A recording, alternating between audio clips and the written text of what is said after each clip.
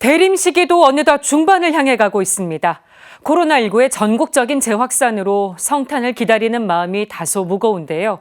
이럴 때일수록 말구유에서 태어난 아기 예수 탄생의 의미를 더 깊이 묵상해야 하지 않을까요?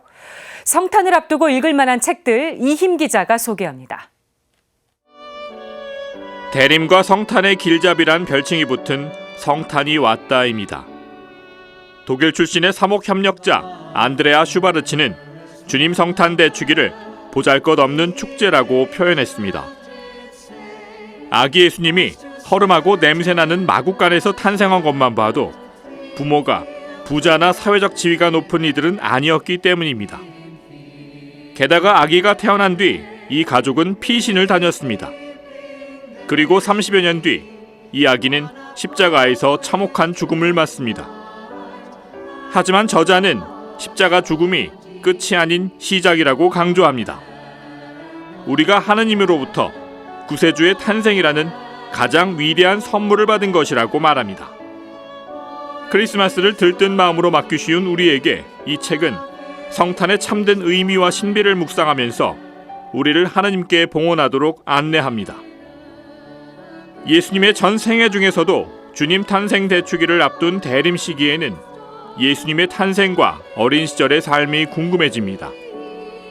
예수의 송복모 신부의 책 예수는 쉽고 재미있게 예수님의 선한 인품과 향기로운 삶을 전하고 있습니다. 특히 탄생과 어린 시절이란 부제처럼 예수님의 족보부터 탄생, 공생활 이전의 삶, 예수님의 형제와 누이들에 대한 이야기를 쉽게 풀어 설명합니다. 예수님의 성장 환경을 돌아보고 인간으로서 시간과 함께 성장하는 모습, 그리고 하느님의 아들로서 신적 정체성에 대한 자각 등도 담겨 있습니다. 이를 통해 예수님이 우리에게 오신 궁극적인 이유가 무엇인지를 찾아갑니다. 요셉 성인에 관한 30가지 묵상을 엮은 아버지 성 요셉입니다. 지난해부터 최근까지 이어진 성 요셉의 해에 프란치스코 교황이 발표한 교서 아버지의 마음으로와 요셉 성인께 드리는 편지와 기도가 담겨 있습니다. 요셉 성인에 관한 30가지 묵상은 한 달간 매일 하나씩 읽고 묵상할 수 있습니다.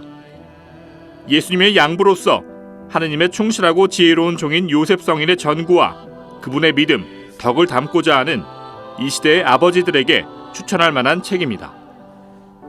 인도 출신의 빈첸시오 에소 사제 안토니오 사지 신부의 저서 치유의 순간은 침묵 치유 피정 순서에 따른 39개의 강론을 엮은 책입니다. 안토니오 신부의 강론은 성경에 토대를 두면서도 다양한 예화와 자기 체험을 진솔하게 전하는 것이 특징입니다. 그래서 쉽게 마음을 열고 믿음의 삶을 성찰하게 해줍니다.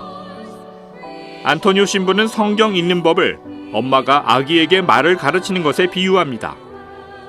저자는 아기가 엄마 말을 따라하면서 처음엔 그 뜻을 알지 못하지만 반복하다 보면 자연스레 뜻을 익히는 것처럼 성경도 마찬가지라고 말합니다. 이 책은 독자들이 성숙하고 충만한 신앙인의 삶을 살아갈 수 있도록 등대 역할을 해줍니다. CPBC 이힘입니다.